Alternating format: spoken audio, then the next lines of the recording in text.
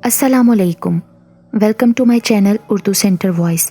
तमाम video updates के लिए उर्दू सेंटर वॉइस को सब्सक्राइब करके बेल नोटिफिकेशन को ऑन कर दें। तो आइए सुनते हैं आज उस शख्स की पुरअसरार दास्तान गज़ब जिसे अपनी बीवी को ज़िंदा रखने के लिए अपनी जान तक कुर्बान करना पड़ी।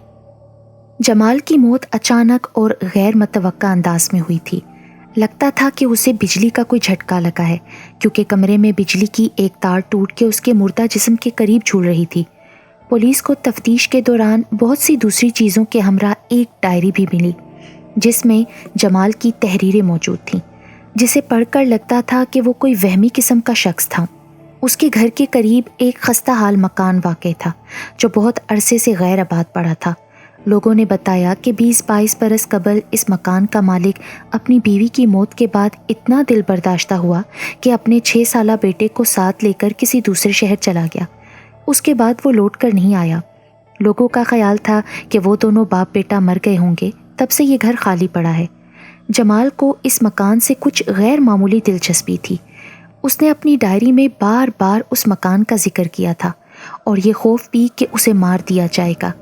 उसकी तहरीर से मालूम होता था कि वो किसी अनजाने ख़तरे की वजह से परेशान है और उसको हलाक करने वाला और कोई नहीं होगा, बल्कि वो खुद ही अपने आप को हलाक करेगा। यानी उसका खुदकुशी का इरादा था, जिसके लिए उसने बड़ा आसान तरीका इख्तियार किया और बिजली की तार काट कर हाथ में पकड़ ली।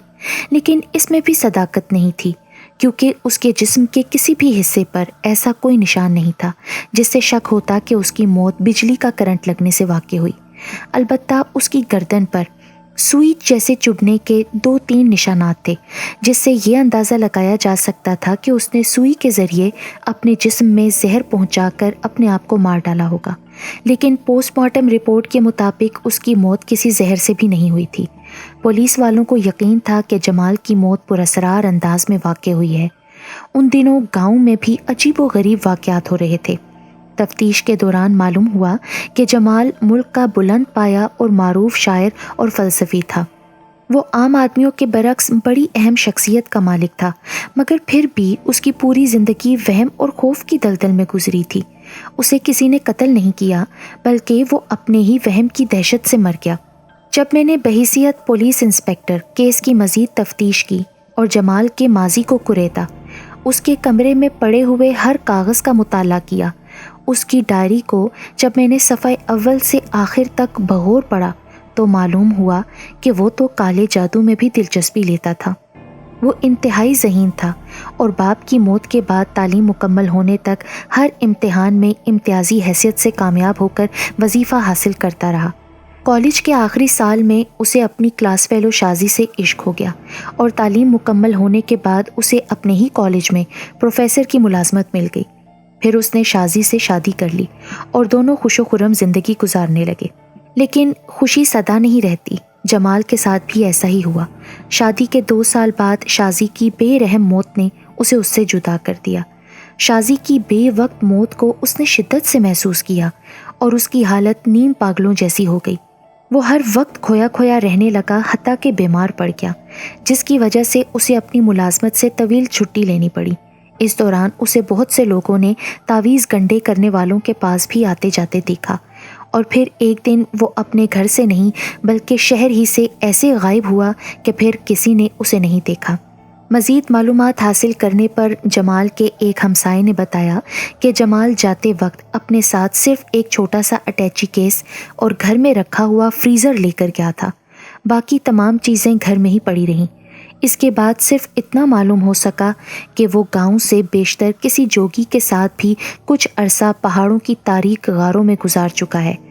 गांव आने के बाद उसने उस गैर आबाद मकान में रिहाइश इख्तियार की और जब गांव के लोगों में उसके मुतल्लिक जहमगोइयाँ होने लगीं तो उसने ये कहकर लोगों का मुंह बंद करने की कोशिश की कि ये मकान उसकी अपनी जायदाद है, जिसमें रहने का उसे पूरा हक हासिल है। लोग खामोश हो गए। किसी को क्या पड़ी थी कि जायदाद के बारे में उससे सबूत तलब करके शर्मिंदगी उठाते। लेकिन कुछ ही दिनों बाद जमाल के बारे में मुख्तलिफ अफवाहें लोगों में गश्त करने लगीं कि जमाल पुरअसरार शैतानी कुव्वतों का मालिक है। नीज़ ये कि वो घर में अकेला नहीं रहता, कोई और भी उसके साथ रहता है। وہ کون ہے کسی کو معلوم نہیں تھا اور نہ ہی کبھی اسے کسی نے دیکھا تھا۔ طرح طرح کی باتیں ہونے لگیں۔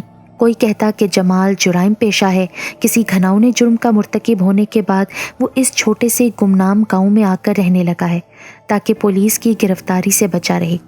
کوئی کہتا تھا کہ وہ کوئی مجرم نہیں ہو سکتا، انتہائی شریف، کم گو اور تنہائی پسند قسم کا آدمی ہے۔ جمال کے متعلق کسی منچلے نے یہاں تک کہہ دیا کہ شہر سے وہ کسی عورت کو بھگا کر لایا ہے اور وہی عورت اس کے ساتھ رہائش پذیر ہے، لیکن جب کہنے والے سے پوچھا گیا کہ اس نے عورت کو دیکھا ہے تو اس نے نام سر ہلایا۔ مختصر یہ کہ جتنی منہ اتنی باتیں، حقیقت کا کسی کو علم نہ تھا۔ ایک دن ایک بوڑھے کسان نے بتایا کہ وہ رات کو دیر تک کھیتوں کو پانی دینے کے بعد جب گھر لوٹ رہا تھا تو اس کا گزر اس خستہ حال مکان کے قریب سے ہوا۔ اس نے اندر سے باتیں کرنے کی آواز سنی تو دیوار سے لگ کر کھڑا ہو گیا۔ اسے وہاں سے عورت کی آواز بھی آ رہی تھی، لیکن وہ اس قدر نحیف اور کمزور آواز تھی کہ کچھ بات سمجھ نہیں آ رہی تھی۔ بوڑھے کسان کی اس خبر کے بعد لوگوں کو یقین ہو گیا کہ جمال کسی عورت کو بھگا کر لایا ہے اور پکڑے جانے کے خوف سے باہر نہیں نکلنے دیتا۔ ان افواہوں کی وجہ سے رفتہ رفتہ گاؤں والے جمال سے نفرت کرنے لگے۔ نوبت یہاں تک آ پہنچی کہ جمال جب کبھی کسی ضرورت کے تحت گھر آتا تو لوگ نفرت اور خوف کے سبب منہ پھیر لیتے، حالانکہ جمال نے کوئی ایسی بات نہیں کی تھی جس سے کسی کو کوئی شکایت ہو۔ وقت گزرتا گیا، لوگوں نے جمال کو بے سرر سمجھتے ہوئے اس پر توجہ دینی چھوڑ دی۔ اب نہ تو کوئی اس کے متعلق کوئی بات کرتا تھا، نہ ہی دھماکہ خیز افواہیں سننے میں آتی۔ جمال نے لوگوں کا اعتراض ختم کرنے کی خاطر اس کھنڈر نما مکان کو چھوڑ کر قریب ہی ایک کمرے پر مشتمل چھوٹا سا مکان رہائش کے لیے کرائے پر حاصل کر لیا، لیکن اس بہت بڑی تبدیلی کے باوجود وہ خود کو گاؤں والوں میں جذب نہ کر سکا اور الگ تھلگ زندگی گزارنے لگا۔ وہ شام کے اندھیروں میں سیر کے لیے باہر نکلتا تھا۔ وہ کھیتوں کی اونچی نیچی پگڈنڈیوں سے گزرتا ہوا جنگل کی طرف آتا اور کسی کو معلوم نہ تھا کہ وہ رات کو کس وقت گھر لوٹتا ہے۔ زندگی اپنے معمولات کے مطابق آگے بڑھتی رہی اور پھر ایک دن گاؤں میں ہنگامہ ہو گیا۔ پرسکون ماحول میں ایک کمسن زندگی کرانے لگی۔ گاؤں کی مختصر سی آبادی میں ایک کمسن بچے کی گمشدگی سے خوف و ہراس اور غم و غصے کی لہر دوڑ گئی۔ یہ جس زمانے کی بات ہے، اس زمانے میں صرف اخبارات اور ریڈیو ہی عوامی دسترس میں تھے۔ ٹی وی کسی کسی کے پاس تھا، لیکن گاؤں میں اس اندھوناک واقعے کے رونما ہونے کا یہ پہلا واقعہ تھا۔ پولیس نے بڑی دوڑ دھوپ کی، گاؤں والے بھی ہر طرف بھاگے، لیکن ان کی ہر کوشش ناکام رہی۔ بچہ کہیں نہیں ملا۔ جمال کو بھی اس واقعے سے شدید صدمہ پہنچا تھا، جیسے اس نے اپنا بچہ کھویا ہو۔ کئی دنوں تک اس کے کانوں میں گمشدہ بچے کی دل دوز چیخیں گونجتی رہیں اور وہ اس واقعے کا ذمہ دار خود کو ٹھہراتا، لیکن کسی اور سے حقیقت کا اظہار بھی نہیں کر سکتا تھا۔ اسے پہلی مرتبہ اپنی غلطی کا احساس ہوا۔ اگر وہ شازی کی موت کے جان کا صدمے کو زندگی کی تلخ حقیقت سمجھ کر برداشت کر لیتا تو آج یہ ہولناک واقعہ پیش نہ آتا۔ اسے مستقبل کا خیال ستانے لگا۔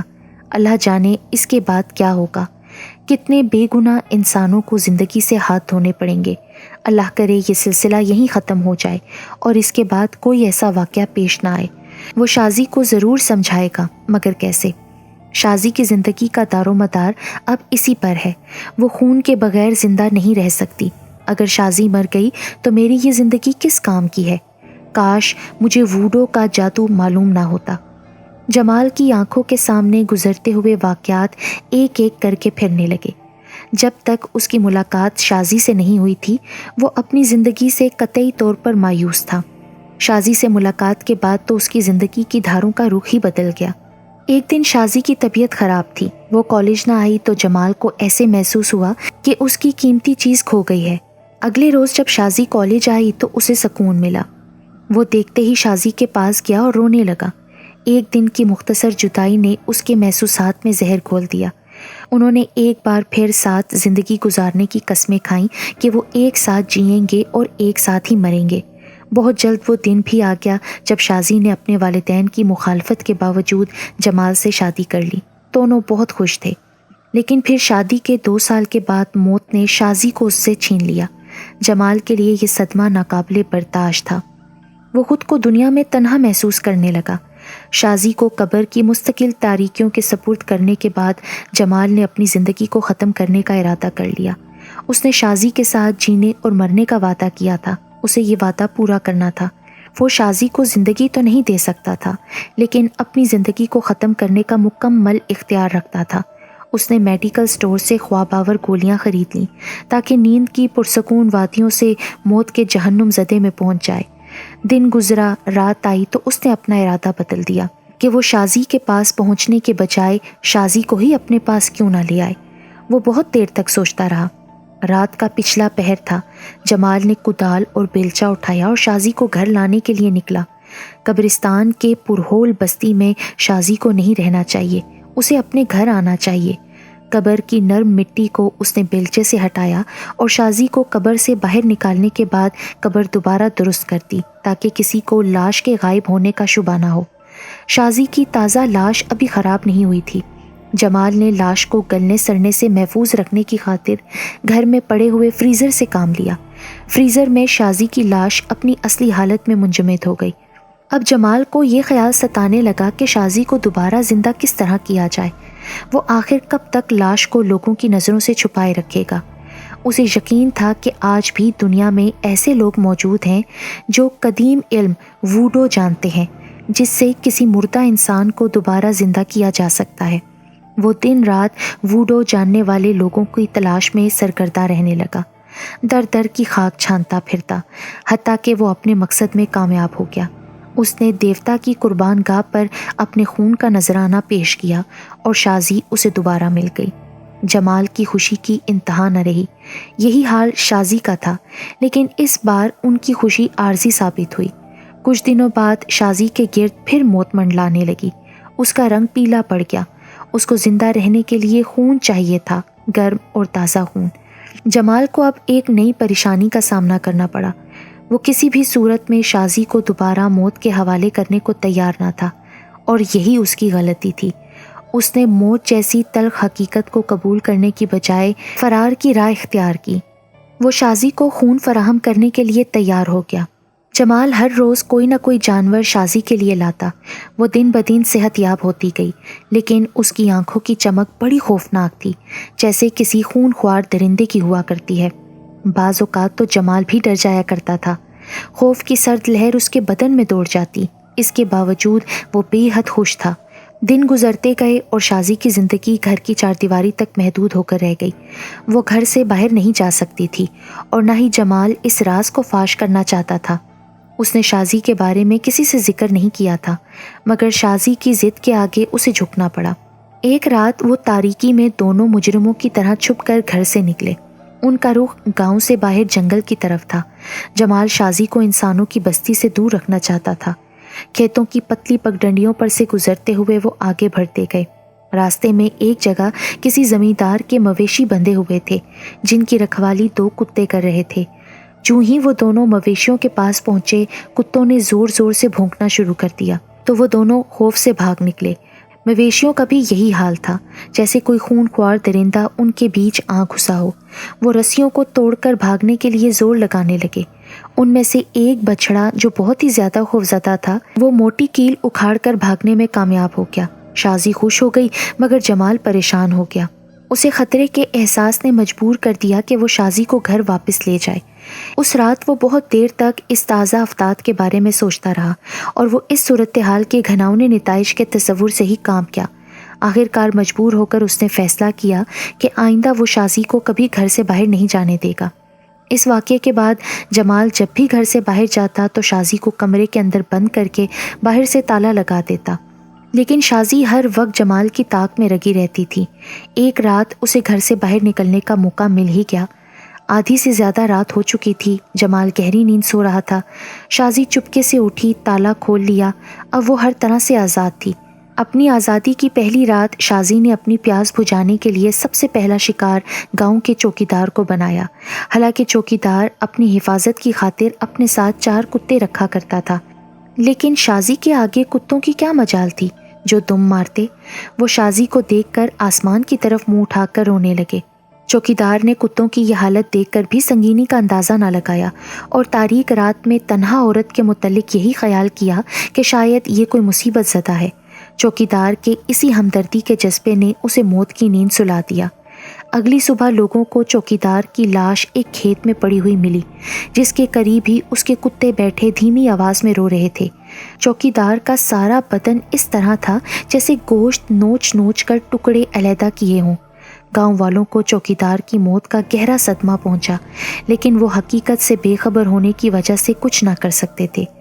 जमाल को भी इस वारदात का बहुत सदमा हुआ, मगर वो हकीकत से वाकिफ होते हुए भी किसी को कुछ बता ना सका, क्योंकि लोग उसे पागल मुजरिम समझेंगे जिसने मरी हुई बीवी को वूडो जादू से जिंदा किया और अब उसकी बीवी को अपनी ज़िंदगी के लिए खून की ज़रूरत है। इस तरह पुलिस वाले इसको पकड़ कर ले जाएंगे और फिर शाजी को भी खुली छूट मिल जाएगी। वो इन वारदातों की आदी हो जाएगी। जमाल ही एक ऐसा आदमी था शाजी जिसकी बात मानती थी। कुछ अरसे बाद लोग इस वारदात को भूल गए और नया चौकीदार भी आ गया।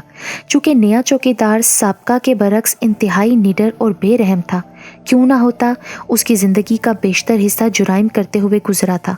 जेल गुजारने के बाद उसने तौबा कर ली और अब वो चौकीदार की नौकरी कर रहा था। लोगों को इस चौकीदार के बारे में यकीन था कि ये ख़तरनाक से ख़तरनाक सूरत हाल से भी नबर्द आज़मा होने की पूरी सलाहियत रखता है, लेकिन उनका अंदाज़ा गलत साबित हुआ और कुछ ही दिनों में एक नई वारदात हो गई। इस मर्तबा शाजी एक घर में दाखिल होकर एक बच्चे को उठाकर ले आई थी। इस बच्चे की लाश बावजूद हर मुमकिन कोशिश के भी ना मिल सकी। लोगों में खौफ व हरास फैल गया। माएँ बच्चों को घर से बाहर ना निकलने देती थीं। सरे शाम ही घरों के दरवाजे बंद हो जाते। चौकीदार और पुलिस के सिपाही भी आ जाते। चौकीदार ने कुत्तों के अलावा एक रिवॉल्वर भी अपने पास रख लिया। अब शाजी के लिए ये सूरत हाल इंतहाई परेशान कुन थी। वो गुस्से में बिफर गई। उसने मजबूर होकर ज़मींदार के मवेशियों की तरफ तवज्जो दी। इसके बाद हर रात कोई ना कोई जानवर हलाक होने लगा। एक बार फिर खौफ की फ़िज़ा पैदा हो गई।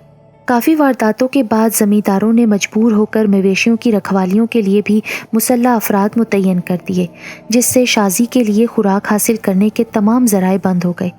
उसे एक रात भूखा सोना पड़ा। दूसरी रात बड़ी तगोदो के बाद वो 2 मुर्गियां हासिल करने में कामयाब हो गई। गाँव के कुत्तों का ये हाल था। वो जो ही शाजी को देखते तो आसमान की तरफ मुँह करके रोते, फिर दुम दबाकर भाग जाते। शाजी को एक तदबीर सुझाई थी। वो पुलिस वालों से खाइफ थी, क्योंकि वो 2-2 की टोलियों में गश्त करते थे। कोई भी अकेला नहीं था। अलबत्ता चौकीदार की बात दूसरी थी। उसे काबू में करना आसान था। एक रात शाजी जानबूझकर चौकीदार के सामने से गुजरी। शाजी को देखते ही कुत्तों ने ज़ोर से भौंकना शुरू कर दिया। चौकीदार ने उसे मशकूक नज़रों से देखा और रोककर उससे सवालात करने लगा। उसका ख्याल था कि शाजी के साथी भी होंगे, उन्होंने डाका डालना होगा, वो कहीं करीब ही होंगे। उन्होंने जवान और ख़ूबसूरत औरत को महज इस मकसद के लिए भेजा है कि वो मुझे बातों में लगाए रखे और वो अपना काम इत्मीनान से करके चलते बने। चौकीदार ने शाजी से पूछा, कौन हो तुम, कहाँ से आई हो और कहाँ जा रही हो?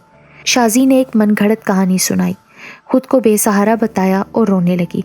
चौकीदार ने हमदर्दी का इजहार करते हुए उसकी मदद करने का झूठा वादा भी किया, तो वो समझ गई कि काम बन गया। हालांकि ऐसा नहीं था। चौकीदार भी मौके की ताक में था कि पुलिस वाले इधर आए तो वो शाजी को उनके हवाले कर दे। उसने अपने रिवॉल्वर पर हाथ रखकर उसकी गिरफ्त मजबूत कर ली। शाजी चौकीदार से प्यार भरी बातें करने लगी। दोनों एक मुंडेर पर बैठ गए। आहिस्ता आहिस्ता शाजी का हुस्न उसे मदहोश करने लगा। इसके बावजूद चौकीदार को ऐसा लग रहा था जैसे कुछ होने वाला है, कोई अनहोनी सी बात, कोई खौफनाक वारदात। फिर वो एकदम से उछल खड़ा हुआ, जैसे उसे बिजली का झटका लगा हो। शाजी का तो बदन बर्फ की सिल की तरह सर्द था। क्यों? इसी खौफ से चौकीदार के बदन पर कपकपी तारी हो गई। चौकीदार को मोहतात देखकर शाजी भी उठ खड़ी हुई। वो चौकीदार को किसी नतीजे पर पहुंचने से पहले दबोचने का सोचने लगी।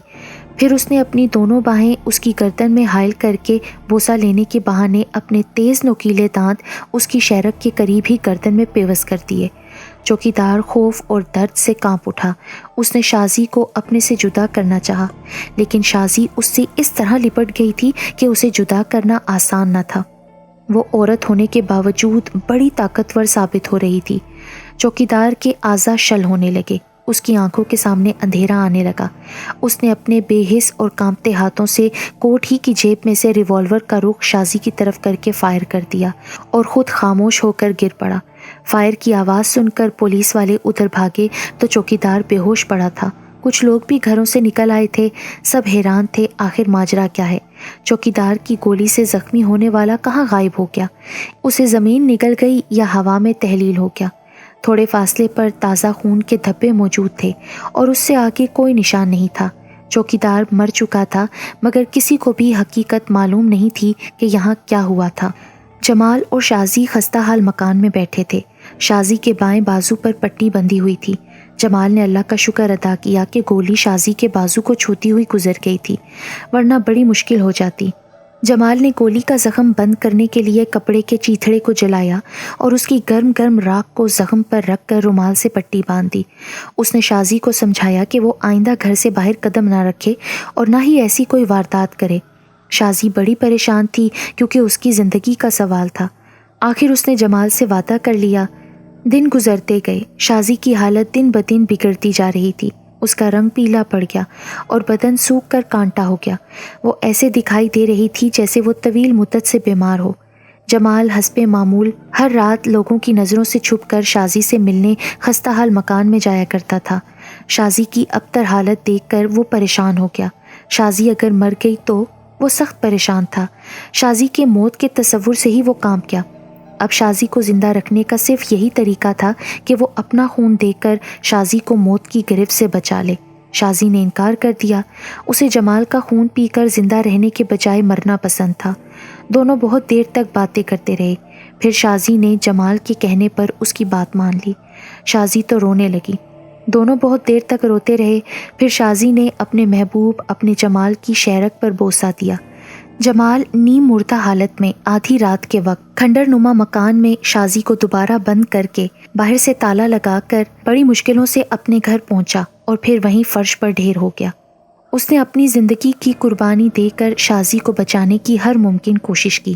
یہ تھی وہ داستان جس کا بحیثیت آفیسر تفتیش کے دوران جمال کی ڈائری اور جمال کی باقی تحریروں سے مجھے علم ہوا۔ میں نے جمال کی ڈائری کو پڑھنے کے بعد فوراً ہی جلا کر تلف کر دیا۔ میرے نزدیک یہی بہتر تھا کہ اس سربستہ راز سے کوئی واقف نہ ہو۔ اس داستان کا آخری صفحہ بڑا ہی اندھوناک تھا۔ جمال نے اپنا خون دے کر اپنی بیوی کو بچانے کی ہر ممکن کوشش کی تھی۔ جمال کی تحریر کے مطابق وہ اپنا خون اپنی بیوی کو دینے کے بعد اس کو گھر میں بند کر کے ہی اپنے گھر لوٹا تھا۔ شازی کے ساتھ کیا ہوا اس کا مجھے علم نہ تھا۔ میں ایک اندھیری رات اس خستہ حال مکان میں گیا، وہاں کا تالا توڑا۔ وہاں شازی کا پنجر پڑا ہوا تھا اور کمرے میں لیسدار پانی سے فرش بھیگا ہوا تھا جس سے تافون اور بدبو کے بھبکے اٹھ رہے تھے۔ میں مزید وہاں ٹھہر نہ سکا اور لڑکھڑاتے قدموں سے باہر آ گیا۔ جمال کے کیس سے یہ بھی پتہ چلتا ہے کہ موت ایک اٹل اور تلخ حقیقت ہے۔ موت سے کسی کو فرار نہیں، کیونکہ انسان فانی ہے۔ جو اس دنیا میں آیا ہے اسے واپس جانا ہی ہے، چاہے کوئی بڑے سے بڑا عمل یا جادو کر لو، پر موت سے کوئی پیچھا نہیں چھڑا سکتا۔